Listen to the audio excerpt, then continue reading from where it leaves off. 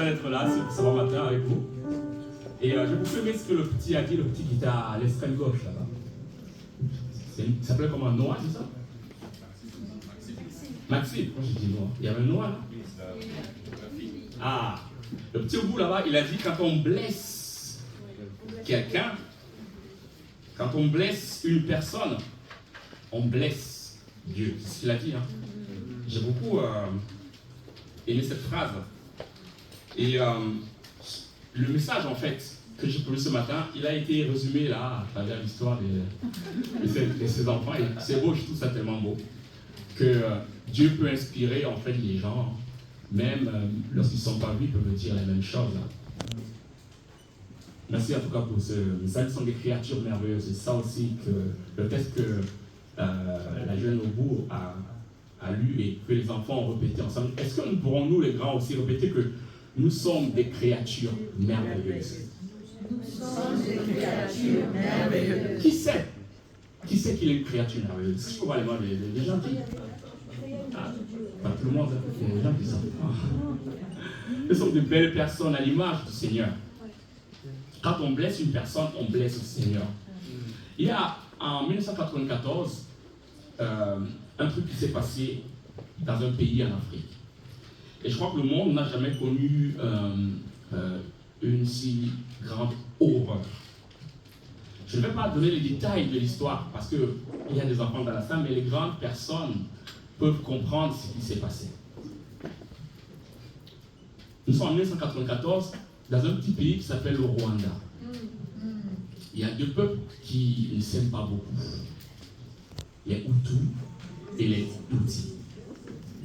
Et ils vont tellement ne pas s'aimer qu'en 1994, ils vont arriver au bout de la haine. Le pasteur adventiste Mark Finlay raconte qu'il est parti au Rwanda pour se renseigner un tout petit peu, enfin après le génocide, pour se renseigner un tout petit peu sur ce qui s'est passé, rencontrer les gens qui ont vécu, qui ont touché du doigt cette atrocité. Et le pasteur de l'endroit, en tout cas de l'église adventiste où il était, lui dit: Pasteur, il faut que je te présente une femme. Elle va te raconter ce qu'elle a vécu pendant le génocide du Rwanda. Et je crois que son histoire pourra transformer ta vie. On se dit: ah ouais. Il accepte et il va rencontrer cette dame. La dame s'appelle Adèle Selfo. Et lorsqu'il arrive dans la maison d'Adèle, il voit une grande photo sur le mur collée. Et c'est la photo du pasteur qui était le mari d'Adèle. Et il dit, avec beaucoup de difficultés, parce que ce n'est pas évident de demander à quelqu'un qui a vécu ce genre de choses de raconter. Il dit, je sais que tu as vécu des moments très très difficiles, mais j'ai tellement envie de t'entendre nous parler du génocide. Il dit, ah pasteur, avec un visage beaucoup plus lumineux, il dit, ah pasteur, viens t'asseoir avec moi, je vais te raconter ce que j'ai traversé. Nous étions dans un petit village à côté de Kigali. Et on a entendu que la milice s'approchait de là où nous sommes. Et dans tout le village, nous sommes allés nous cacher dans une église catholique quelque part pour que la milice ne nous trouve pas. Malheureusement, ils nous ont trouvés. Elle se rappelle, elle dit au pasteur, je me rappelle juste que j'ai vu des jeunes hommes et des personnes âgées aussi, des enfants, rentrer avec des machettes. Ils ont commencé à découper. Elle était au fond, elle tenait les bras de son mari comme ça, il avait tellement peur. Et pendant qu'elle tenait son mari, elle ne voulait même pas regarder. Elle a entendu un grand bruit, juste à côté d'elle. Un bruit d'une machette qui divisait une tête en deux. Et le sang sur elle. Pendant qu'elle essaie de constater qui est-ce qui a été blessé, elle aussi, elle reçoit son coup de machette. Vous savez, le cerveau, la voie crânienne est dure. Hein? C'est pas en un coup que ça se passe. Il faut plusieurs. Elle dit, qu'au moment où je veux essayer de bouger, parce que par réflexe, tu veux t'échapper de ce qui se passe, ils ont frappé mon épaule. Elle a baissé la tête. Elle dit, regarde ma tête, il y avait une grande cicatrice comme ça. Elle monte l'épaule, il y avait une grosse cicatrice. Elle n'avait plus de poignet parce que c'est parti. Si je parle avec toi, mon pasteur, aujourd'hui, c'est parce qu'ils m'ont laissé pour morte quand ils sont partis. Je suis resté là pendant 3 jours dans un tas de cadavres parce qu'ils avaient tué tout le monde. Enfin, sauf elle, et c'est parce qu'ils ne savaient pas. Elle dit 3 jours plus tard, les villageois qui ont pu se cacher sont venus dans l'endroit pour essayer de voir ce qui s'est passé, de constater les dégâts. Et c'est là où il y a un monsieur qui a touché sa main et dit, mais celle-ci, je crois qu'elle n'est pas morte encore. Et on l'a sauvée. On l'a amenée dans un hôpital. Elle a fait 3 ans à l'hôpital pour être rétablie. Elle dit, pasteur, quand je suis sorti de l'hôpital, j'avais une décision à prendre, j'avais un choix à faire. Entre devenir cette vieille femme remplie d'amertume, ou alors devenir une femme qui va, à travers cette histoire, rendre gloire au nom de l'Éternel pour la mémoire de mon mari. J'avais le choix entre ressasser pendant toute ma vie, tout ce que j'ai vécu, pleurer sur mon sort, ou être un acteur majeur pour le changement de mon village, de mon pays. J'ai choisi d'être un acteur majeur du changement dans mon pays. Pendant les 3 années où elle est à l'hôpital, les militaires des pays étrangers sont venus pour essayer de libérer le Rwanda de ce génocide-là. Ils ont créé 18 prisons dans le pays. 180 000 personnes ont été arrêtées. Et dans son village, il y avait une petite prison, là. Et Adèle a décidé d'aller dans cet hôpital pour nourrir ceux qui hier étaient leurs bourreaux. Elle a décidé de leur apporter des vêtements, de leur apporter la bonne nouvelle de l'évangile aussi. Et un jour, pendant qu'elle prêchait la parole de Dieu, un jeune garçon sort comme ça des rangs, avec des larmes. Il pleure. On sent qu'il est dans le regret, il se dit, je crois que j'ai fait des choses qui étaient très graves. Et il tient les pieds d'Adèle, il se met à baiser ses pieds en pleurant. Il dit, pardonne-moi, pardonne-moi, pardonne-moi. Et la dame essaie de le lever, de dire, lève-toi, lève-toi, pardonne-moi, Adèle, pardonne-moi. Et lorsque le jeune homme regarde Adèle dans les yeux, et Adèle regarde le jeune homme dans les yeux,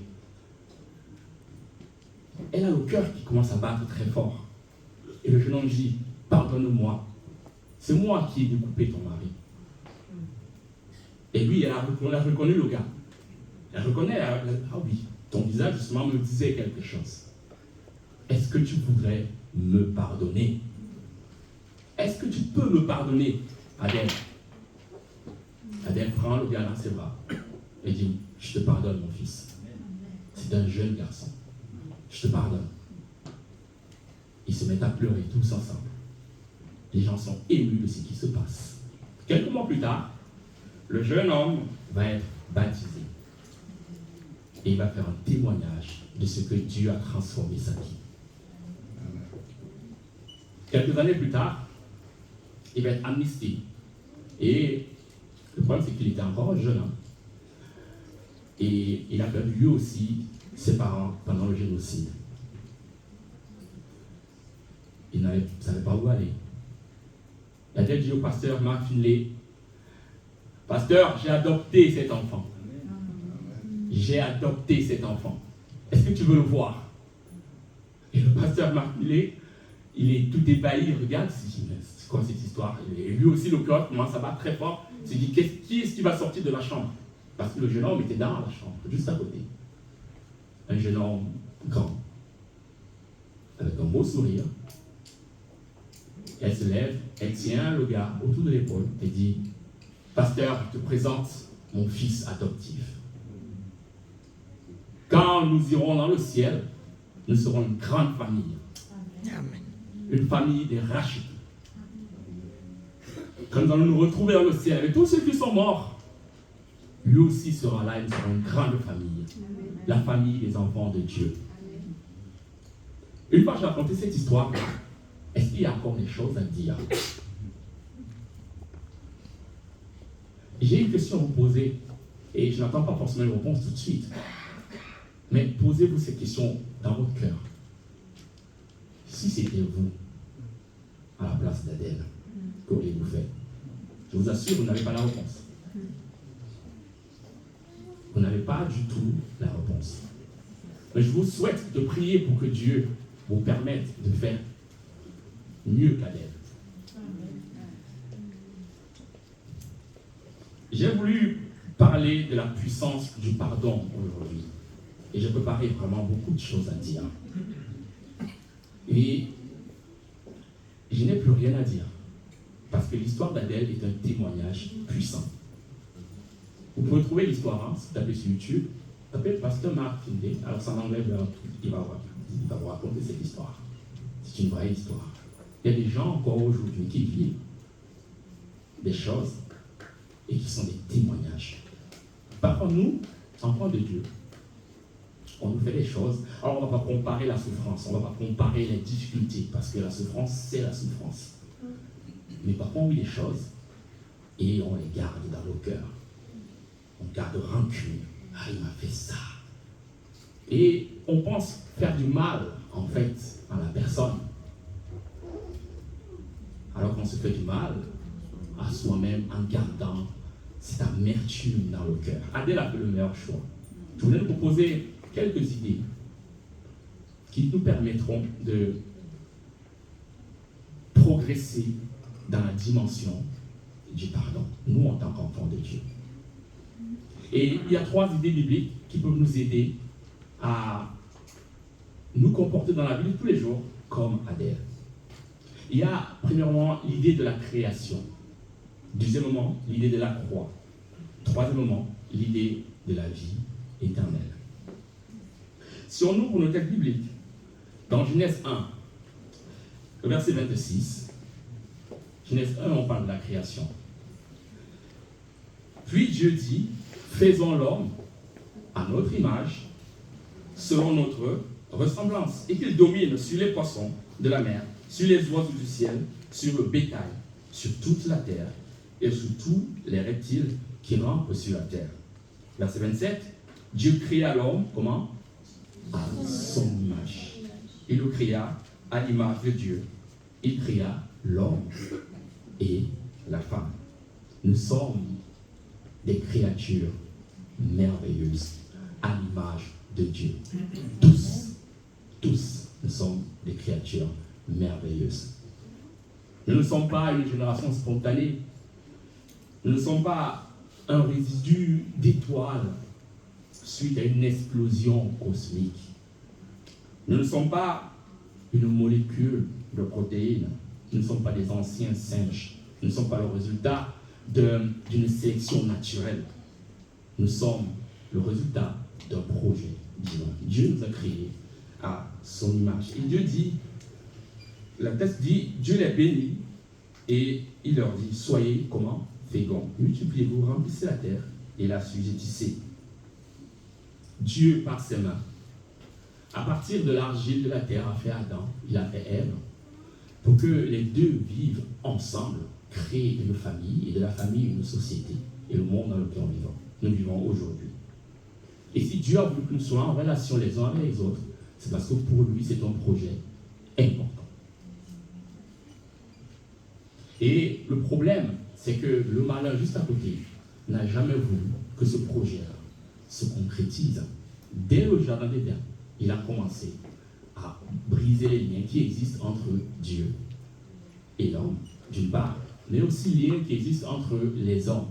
Rappelez-vous, lorsque Ève a mangé le fruit, il s'est passé quoi? Ils se sont déjà cachés, preuve que le lien est coupé.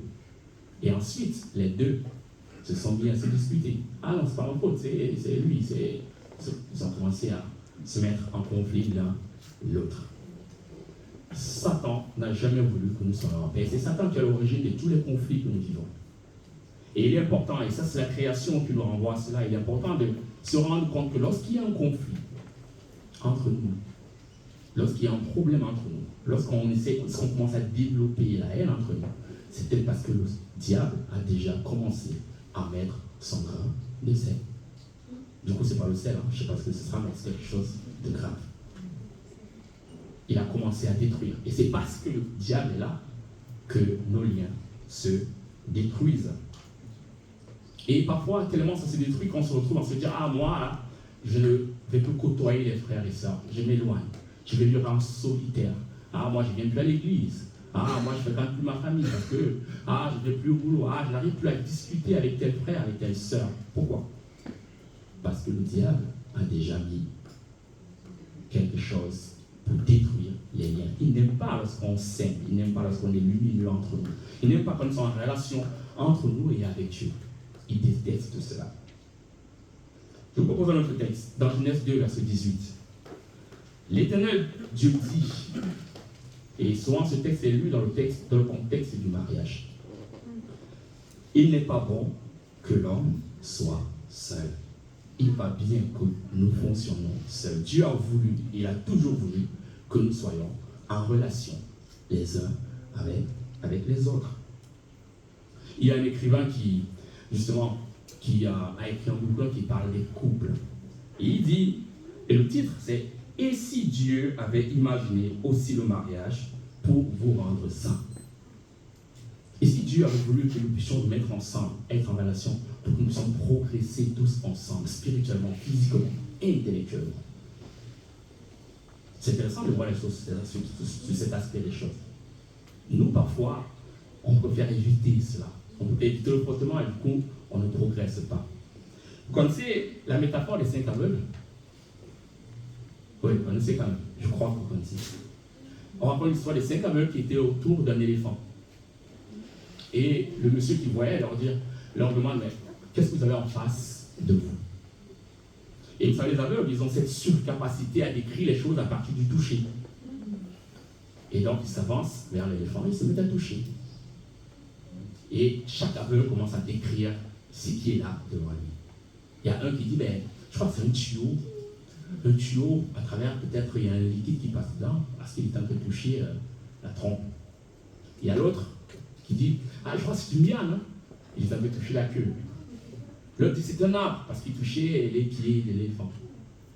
Bref, chacun a essayé de préciser ce qu'il est en train de voir, ce qu'il est en train de toucher du coup. Mais personne n'a su dire que c'était un éléphant. Ils avaient juste une part de la vérité. Et après, le monsieur leur a dit, essayez de vous concerter ensemble, essayez de mettre en association tout ce que vous avez là, et dites-moi finalement ce que vous êtes en train de... ce que vous avez en face de vous. Ils n'ont pas pu dire c'est un éléphant. Mais quelque part, ils ont constaté que c'était un animal. Bon, je pense parce qu'ils n'ont pas touché... on a fait quoi les défenses? Oui, les défenses. Ils auraient dit que c'est un éléphant. Mais ce qui est intéressant, c'est que nous, face à la vérité, nous sommes comme ces aveugles. Face à la réalité même des choses, nous sommes comme ces aveugles. Nous avons juste un angle de vue, juste une perception de la réalité. Et si Dieu a voulu que nous soyons ensemble, c'est peut-être parce que lorsque nous avons échangé autour des questions, nous allons faire ensemble un petit pas vers la vérité. Et donc, rester seul, rester dans son coin, tout seul, ne pas être en relation avec les autres, ce n'est pas bien. Dieu dit, il n'est pas bon que tu fonctionnes seul.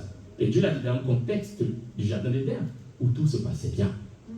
Maintenant, où toutes les choses se passent très mal, nous avons encore plus besoin de vivre ensemble. Quand il y a un conflit entre nous, parents, enfants, mari, femme, frères et sœurs, il est important de savoir que c'est un problème qui a été occasionné, qui a été créé par l'ennemi, qui ne veut pas que nous soyons des êtres de lumière. Lorsque ta relation avec Dieu est bonne, lorsque tu sais que tu es à l'image de Dieu, tu peux reconnaître aussi que ton frère est à l'image de Dieu. Et tu peux le respecter pour ce qu'il est. Tu ne peux pas le mépriser. Parce que parfois, quand on méprise les gens, c'est notre propre insécurité que nous sommes en train d'exprimer. Or, celui qui est enfant de Dieu, celui qui sait qu'il est à l'image de Dieu, celui qui sait qu'il n'est pas le résultat d'une sélection naturelle, respecte celui qui est en face. Parce que si Dieu aime cette personne-là, Dieu qui est parfait aime cette personne-là, moi qui suis parfait, pourquoi est-ce que je ne pourrais pas aimer cette personne qui est en face de moi? Ésaïe 43, verset 4 dit ceci. Et je commence au verset 1 même. Ainsi parle maintenant l'Éternel. Qui parle? C'est Dieu qui parle. Dieu qui t'a créé, ô Jacob. Celui qui t'a formé, ô Israël. Ne crains rien, car je te rachète. Je t'appelle par ton nom, tu es à moi. Si tu traverses les eaux, je serai avec toi. Et les fleuves, ils ne te submergeront point. Si tu marches dans le feu, tu ne te brûleras pas. Et la flamme ne t'embrasera pas. Car je suis qui? Je suis l'Éternel, ton Dieu, le Saint d'Israël, ton Sauveur. Je donne l'Égypte pour ta rançon, l'Éthiopie et Saba à ta place. Le verset 4 qui est très important. Parce que tu as du prix à mes yeux, parce que tu es honoré et que je t'aime, je donne des hommes à ta place et des peuples pour ta vie. Tu es précieux aux yeux de l'Éternel. Dieu t'aime. Parfois, on entend des personnes dire « Oh, mais personne ne m'aime, je ne suis pas accepté. » Ah, on se moque parfois de nous. Il est important de réaliser à quel point celui qui a créé le monde, et Dieu sait que le monde est vaste, l'univers est vaste. Ce Dieu-là, il t'a créé. Tu es un projet spécial pour lui. Il t'aime de l'amour infini. Au point où il a donné sa vie pour que tu sois là. Amen. Quand tu sais que tu es aimé de cette façon-là, tu as envie, toi aussi, d'aimer en retour, quel que soit ce qui se passe dans ta vie. Dieu nous aime d'un amour infini. Parfois, on se sent tellement petit par rapport à notre histoire. Parfois, on se sent tellement petit par rapport à ce qu'on a fait de mal. Mais Dieu nous rappelle ce matin que nous sommes à son image et que les autres aussi le sont. Il a voulu que nous soyons ensemble, que nous puissions vivre en communauté, pour que nous puissions progresser ensemble, pour que nous puissions expérimenter les bienfaits de l'amour. On va prendre l'histoire de ce fermier-là, qui avait un grand champ de maïs aux États-Unis. Et il y avait une gare juste à côté de sa maison. Et les trains s'arrêtaient à chaque fois. Et il remplissait les sacs de maïs pour distribuer dans tous les États-Unis. Il avait un fils qui travaillait ensemble. Et un soir, son fils se réveille en disant « Papa, toi, tu me gères mal. Tu me gères tellement mal. » Et l'histoire, on va vous rappeler une histoire biblique. Et, tu me gères tellement mal. Tu ne me payes pas ma juste valeur. Tu es mon père, mais je ne sens pas aimé pour toi. Moi, je vais partir. Et le père qui était irrité, il dit « Je fais tout pour cet enfant, mais pourquoi est-ce qu'il me parle comme ça ?» Il dit « Écoute, si tu veux partir, attends. » Et il ne revient plus jamais. Il a regretté directement, après avoir prononcé cette phrase-là, il a regretté, il s'est dit, qu'est-ce que je viens de dire? Et l'enfant a obéi, il a pris, c'est ça, il est parti. 1 an, 2 ans, pas de nouvelles. Le père s'est déclaré quelques informations sur l'enfant, comme ça, à travers les amis, et il s'inquiétait pour son enfant. Il avait appris que son fils a commencé à boire de l'alcool, à fréquenter des boîtes de prostituées, à fumer. Son enfant s'échappait du cadre dans lequel il a été mis étant petit. L'enfant a commencé à déshonorer même la famille à travers ses actions. Et le père était tellement inquiet. Il s'est mis à prier Dieu, « Seigneur, aide mon enfant. » Et un jour, il reçoit une lettre, il ouvre la lettre, et c'est son fils qui a écrit, « Papa, j'ai envie de rentrer à la maison. J'ai envie de revenir. Et je ne sais pas si tu vas m'accepter. Mais moi, j'ai envie de revenir. Alors, je ne veux même pas que tu me reprends. Tout ce que je veux, c'est que je vais prendre le train. J'ai même déjà acheté le ticket. Je vais passer à la gare. Je vais passer dans le train qui passe. Je rentre dans le train qui passe devant la maison. Et si tu veux que je revienne, s'il te plaît, mets un drap blanc sur la fenêtre. Comme ça, si je vois le drap blanc, je saurai que tu voudrais que je rentre à la maison. Et l'enfant, dans le train, le cœur bat très fort. Il ne sait pas si son père va mettre le drap. Et les parents à la maison discutent. Ils disent, oh, c'est notre enfant quand même. C'est notre enfant. Qu'est-ce qu'on va faire? On veut qu'il soit à la maison, mais il est tellement... Parfois, il est un peu Dieu, mais comment est-ce qu'on va faire à cet enfant? Et la maman dit, écoute, moi j'ai 15 draps blancs. J'ai 15 draps blancs, moi je vais accrocher les draps. Oui, il faut qu'on accroche les draps. Et là, ils ont mis d'abord sur la fenêtre. Après, la maman dit, non, on va mettre sur les arbres. Ils ont mis sur les arbres, sur vous savez, les cordes où on cesse le linge à l'extérieur. Ils ont mis les draps partout. Et l'enfant, quand il est arrivé à l'endroit, il voit les draps blancs partout. Il dit, waouh, il est descendu du train. Il s'est mis à courir pour aller à la maison, à la rencontre de ses parents. Quel que soit ce que ton frère, ton enfant, ton ami te fait, c'est important qu'il sache qu'il peut toujours rentrer à la maison. Et les actions que nous posons doivent pouvoir permettre à nos amis, à nos enfants, à nos proches de se dire, il faut que je fasse une lettre pour rentrer à la maison. Souvent, nous sommes très très durs envers nous-mêmes et très très durs envers les autres. Au point où quand ils nous font quelque chose de mal, ils ne veulent même plus croiser notre regard. Ce n'est pas l'enseignement biblique. L'enseignement biblique, c'est que on peut être ferme dans les principes, on peut dire les choses aux gens, mais il faut qu'à travers notre regard, qu'on sache toujours que vous êtes prêts à accueillir. Amen.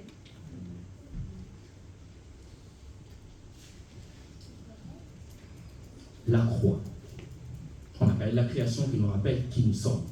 Mais la croix nous rappelle qui nous étions et qui nous sommes devenus à travers ce que Jésus-Christ a accompli sur la croix. Éphésiens chapitre 2, verset 14. Car il est notre Père. Qui? Jésus est notre Père. Lui qui des deux n'en a fait qu'un et qui a renversé le mur de séparation, l'inimitié. Il y avait une barrière entre les Juifs et les gentils. Jésus est venu et il est devenu leur paix, en brisant les murs qui les séparaient. De même, Jésus peut briser les barrières qui vous séparent de vos proches. Verset 19. Ainsi donc, vous n'êtes plus des étrangers, ni des gens du dehors, mais vous êtes concitoyens des saints, gens de la maison de Dieu. En Jésus-Christ, nous ne sommes plus des étrangers, nous ne sommes plus des gens du dehors. En Jésus, nous ne sommes plus séparés. En Jésus, nous sommes frères et sœurs concitoyens du ciel. Il n'y a plus des blancs, il n'y a plus de noirs, il n'y a plus de jaunes, il n'y a pas d'arabes, il n'y a pas de noirs, il n'y a plus tout ça avec Jésus-Christ. Nous sommes devenus une famille. Chapitre 4, verset 32. Soyez bons les uns envers les autres, compatissants, vous pardonnant comment? Réciproquement, comme Dieu vous a pardonné en Christ. Soyons bons les uns envers les autres. Parfois, les gens nous offensent parce qu'ils traversent des moments très difficiles. La journée a mal commencé, il s'est passé quelque chose dans sa vie, et puis une parole de trop sort. Et nous, on réagit. Wow, il m'a parlé comme ça. Ah, il m'a fait ça. Wow, je ne peux pas laisser ça passer. Il faut que je lui montre que je suis un homme. J'ai une question à vous poser. Adèle, la dame du début, vous la trouvez comment? Elle est forte ou elle est faible? Elle est faible? Elle est très forte. Hein?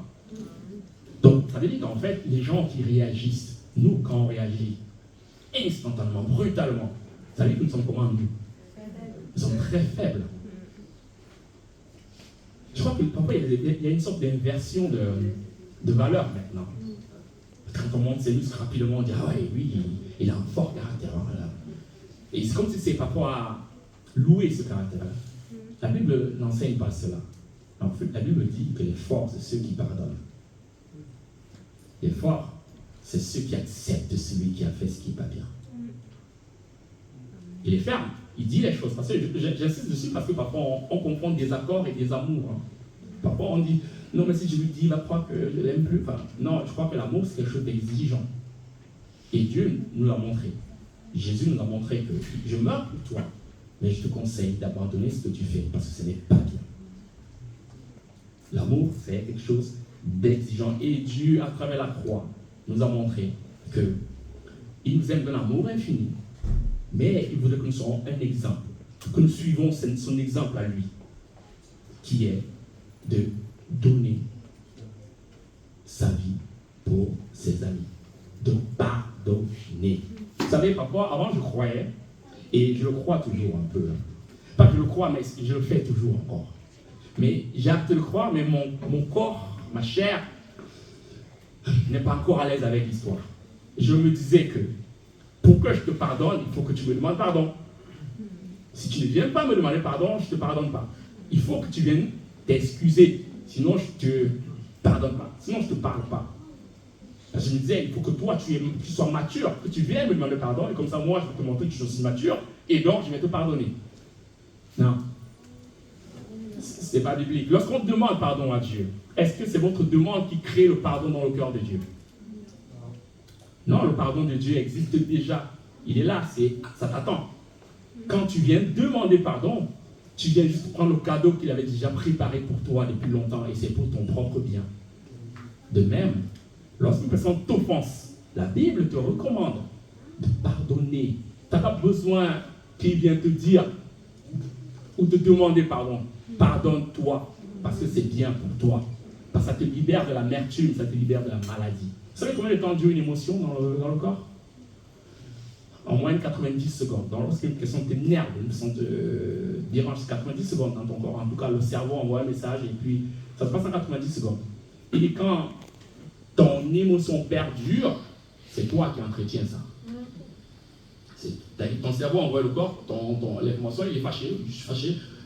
90 secondes, normalement, tu as le temps de contrôler l'histoire et puis ça part. Mais qu'est-ce qu'on fait nous? On ressasse l'histoire. Ah, mais on a fait ça hier. Tu imagines? Et on se met à raconter aux autres. On dit, et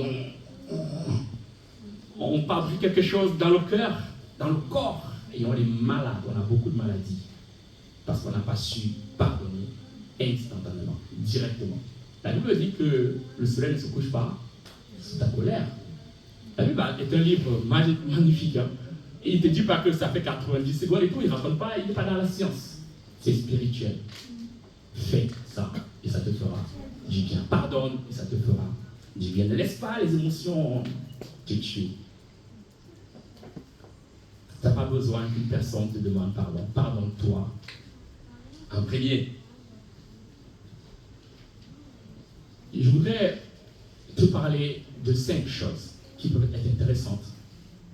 5 principes, en tout cas, que Dieu nous dit, qui peuvent être intéressants pour t'aider chaque jour à pardonner, à progresser dans l'idée du pardon.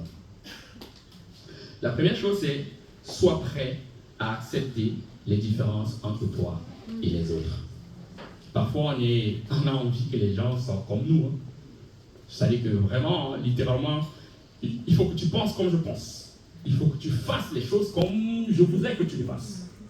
Vous voyez, on n'embrasse pas la différence. On aime bien quand on est tous pareils. Pourtant, Dieu nous a fait, chacun est identique. Les empreintes des doigts, chacun a son empreinte. Donc Dieu a voulu vraiment que nous soyons des personnes uniques. Mais nous, qu'est-ce qu'on veut? On veut qu'on soit tous pareils, qu'on pense tous pareils. L'idée d'embrasser la différence, c'est l'idée déjà de respecter ce que Dieu a fait de nous, des hommes et des femmes unis. Et comme je l'ai dit au début, ça nous permet de progresser ensemble dans la connaissance, dans la spiritualité physiquement. Parce que quand on est ensemble, on a la probabilité, en tout cas, de trouver des solutions à nos problèmes augmente. C'est vrai, n'est-ce pas?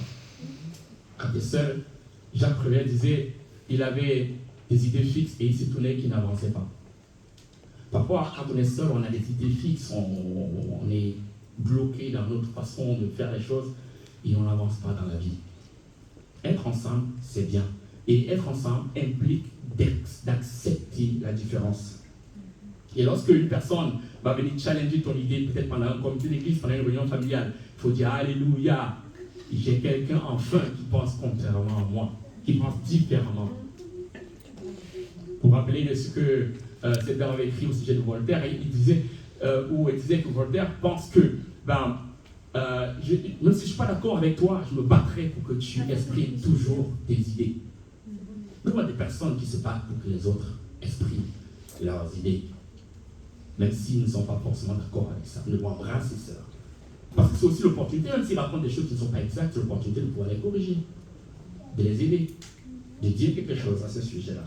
Et il y a un autre qui disait, mais c'est encore beaucoup plus profond, il dit, je me sens plus fier de la victoire que je remporte sur moi-même en m'inclinant face aux arguments de mon adversaire que de la victoire que je remporte sur lui à cause de la faiblesse de ses arguments. Parfois, on est content que je l'ai dominé dans le débat. Enfin, j'ai gagné. Mais mon père nous dit non, c'est pas là que doit être ta fierté. Ta fierté doit être quand une personne dit quelque chose qui ne te convient pas et qui te rend beaucoup plus sage que ce que tu es avant. Parce qu'une personne a des arguments et tu t'inclines, tu dis ah ouais, je suis fier. Je suis fier de m'incliner face aux arguments des autres. Parfois, on a en face de nous quelqu'un qui n'a pas du répondant et puis on est content d'avoir gagné. Il dit non, pourquoi tu es content d'avoir gagné alors qu'il n'a pas pu te répondre? C'est intéressant de vivre ensemble, d'accepter en fait la différence. D'accepter que mon frère soit différent de moi. Le deuxième point, c'est soyons fermes sur les principes et flexibles sur les préférences. C'est la période de vacances. Papa voudrait aller en Espagne, maman voudrait aller en Corse. Il y a un débat dans la maison. Non, on va aller en Espagne, non, on va aller en Corse. Finalement, les vacances se gâtent avant même de commencer. Qu'est-ce qui est important là? Est-ce le moment de qualité passé en famille ou c'est l'endroit où on va aller? Qu'est-ce qui est important? C'est le moment de qualité. Ce qui est important, c'est d'aller en vacances ensemble, de vivre ensemble. Et si chacun se focalise, si chacun reste ferme sur ce principe-là, alors les préférences là, à Corse ou Espagne, ça va être un détail. Et parfois, remarquez bien que parfois on se bat pour des couleurs. On dit souvent les goûts et les couleurs. On se bat beaucoup pour les goûts et les couleurs, des choses qui n'ont pas forcément intéressant. Qu'est-ce qui est plus intéressant dans une église? C'est l'union ou bien c'est mon frère qui ne m'a pas parlé hier? Soyons fermes sur les principes, mais flexibles sur les préférences. Troisième point, écoutons plus, parlons moins. Ouais. Oui. Écoutons plus. Ouais, parce que vous savez, et on le dit souvent, c'est rigolo, mais on le dit souvent, que nous avons deux oreilles et une bouche. Peut-être pourquoi on écoute un peu plus qu'on ne parle. Et il y a une histoire, j'ai vu le principe de la banane. Vous connaissez le principe de la banane? Non. Je vais vous dire ça. Le principe de la banane, c'est quand tu veux parler à ton époux, ou à ton épouse, ou à ton enfant, ou à ton ami, ou à ton frère, prends une banane. Pendant que tu poses ta question, épluche la banane. Et dès que tu as fini de poser la question, croque la banane et commence à la manger. Comme ça laisse le temps à l'autre de parler. Parce que la bouche qui parle, la bouche qui mange ne parle pas. Tu manges ta banane pendant qu'il parle. Comme ça, si tu as envie de parler, tu vas d'abord manger la banane, tu vas l'avaler. Et ensuite, tu pourras parler. Ça aide, hein? Essayez à la maison, vous allez voir. Si vous avez un problème, quelqu'un te parle, surtout quand c'est un peu tendu, là. Quand ça commence à être un peu tendu, tu vas prendre ta banane, tu viens. Tu vas prendre la banane, tu viens. Et quand tu arrives, voilà. Mange ta banane. Et pendant que tu manges, tu peux pouvoir parler. Ça marche, c'est pratique, ça marche très très bien l'histoire. Parlons peu, écoutons. C'est important d'écouter parce que si tu n'écoutes pas la personne en face, tu ne sais même pas quel est le problème. Et parfois, vous avez des personnes, vous parlez ensemble, tellement ils parlent et que tu dis, mais au fait, c'est quoi la question de base? Il ne sait plus la question de base.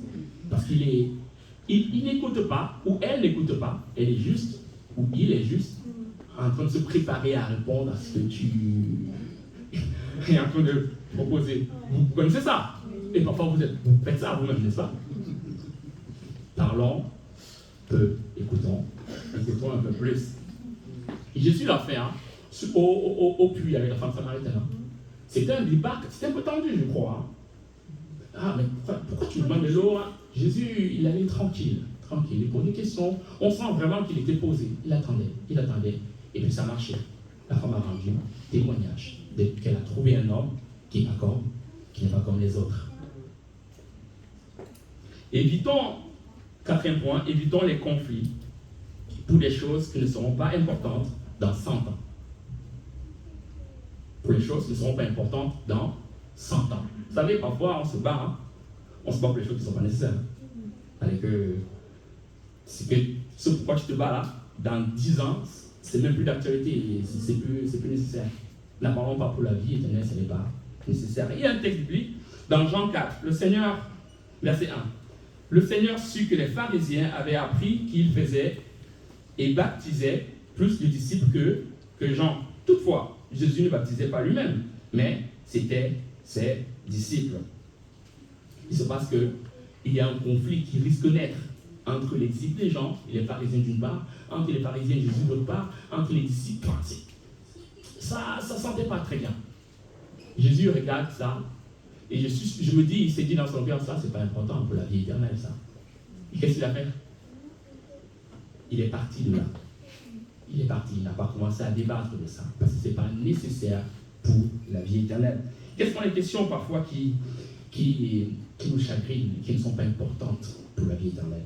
Ces questions-là, il faut les mettre de côté, ce n'est pas nécessaire, ce n'est pas important. Et dernier point, il faut être sûr que le combat que tu fais, au moment où tu te bats, au moment où il y a un conflit, il faut être sûr que le combat que tu fais là, ce n'est pas ton combat, mais c'est le combat de l'Éternel.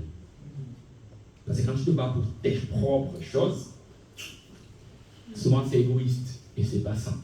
Mais si tu te bats pour les choses de Dieu, ce sera beaucoup plus simple, beaucoup plus intéressant et tu peux sauver des vies. Matthieu 5, verset 43. Vous avez appris qu'il vous a été dit. Vous avez appris qu'il a été dit. Tu aimeras ton prochain comment? Voilà. Et tu haïras ton ennemi. Tu aimeras ton prochain et tu vas haïr qui? Ton ennemi. C'est ce qu'on vous avait dit. Mais moi, qu'est-ce que je vous dis? Aimez vos ennemis. Bénissez ceux qui vous maudissent. Faites du bien à ceux qui vous haïssent. Et priez pour ceux qui vous maltraitent et vous persécutent. Afin que vous soyez fils de qui? De votre Père qui est dans les cieux. Car il fait lever son soleil sur qui? Les méchants et sur les bons. Il fait pleuvoir sur qui? Sur les justes et sur les injustes. Si vous aimez ceux qui vous aiment, quelle récompense méritez-vous? Les publicains aussi n'agissent-ils pas de même? Verset 47. Et si vous saluez seulement vos frères, que faites-vous d'extraordinaire? Ben Laden le fait aussi. Les païens aussi n'agissent-ils pas de même? Est-ce que le combat que je mène, c'est mon combat ou c'est le combat de l'Éternel? Et à travers ce texte, quel est le combat de l'Éternel? Le combat de l'Éternel, c'est de prier pour les ennemis, d'aimer les ennemis. Pourquoi?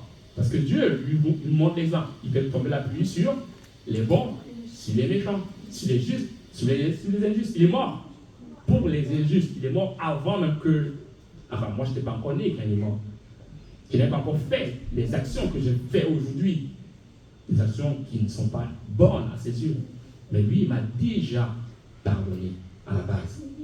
Est-ce que le conflit, est-ce que le combat que je mène aujourd'hui, c'est un combat? C'est mon combat, c'est le combat de l'Éternel. À partir du moment où je veux détruire, mépriser,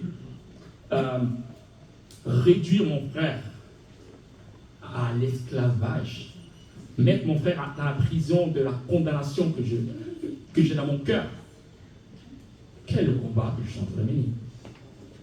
Je nous propose, nous frères et sœurs, ce matin, de faire le combat de l'Éternel. De faire que le combat de l'Éternel. Le texte 48, verset 48 dit, soyez donc parfaits, comme votre Père céleste est parfait. Le parfait là est donné dans un contexte du pardon, dans un contexte de l'amour même de ses ennemis. Il faut qu'on soit parfait dans l'amour même de nos ennemis. Un jour, nous vivrons dans le ciel. C'est ce qu'Abel a dit. Un jour, nous vivrons dans le ciel. Mon mari, qui a été découpé par ce jeune homme, je le dirai, le voici. Il est au ciel aujourd'hui. Et je crois que cet homme-là, dans le ciel, va embrasser ce jeune homme. Et il va comprendre, et je crois qu'il aura peut-être des larmes dans les yeux, et il va dire, en fait, je suis même mort pour que ce garçon-là ait la vie. Parfois, les gens nous font du mal, et c'est une opportunité même pour que d'autres personnes soient sauvées. Et imaginons, on est sur regarder les choses sous cet angle-là. Alors, c'est pas facile, hein. Moi je vous dis là, c'est pas facile. Je vous le dis clairement, c'est pas facile. Mais Dieu n'a jamais dit que ça va être facile. Hein. Il a dit, je serai avec vous. Il n'a pas dit, ça va être facile. Il a dit, je serai avec toi. Mets-toi en marche. Bats-toi pour que ton frère soit sauvé, quel que soit ce qui s'est passé dans ta vie. 1 Thessaloniciens 4, verset 16. Car le Seigneur lui-même a un signal donné. À la voix d'un archange et au son de la trompette de Dieu descendra du ciel. Et les morts en Christ ressusciteront premièrement. Ensuite, nous les vivants qui serons restés, nous serons comment? Nous serons comment? Tous ensemble. Tous ensemble. Ensemble. C'est le mot qui m'intéresse dans ce texte. Tous ensemble, nous serons bénis. Tous ensemble, nous serons dans le royaume des cieux avec Jésus-Christ. Nous allons vivre dans l'harmonie, dans l'amour. Et c'est possible de commencer à vivre cette chose ici même, sur terre. Je nous souhaite. Je souhaite que Dieu puisse toucher chacun de nos cœurs. Et si dans ton cœur tu penses à quelqu'un, cette personne à qui tu n'as pas parlé depuis longtemps, parce que franchement, elle t'a vraiment énervé, elle t'a vraiment offensé. Je te souhaite de pardonner à cette personne avant même qu'elle vienne te voir. Et si c'est possible, va à la rencontre de cette personne-là. Parle avec elle. Peut-être on racontera ton histoire dans une chaire quelque part et ça va sauver la vie d'autres personnes. Que Dieu te bénisse.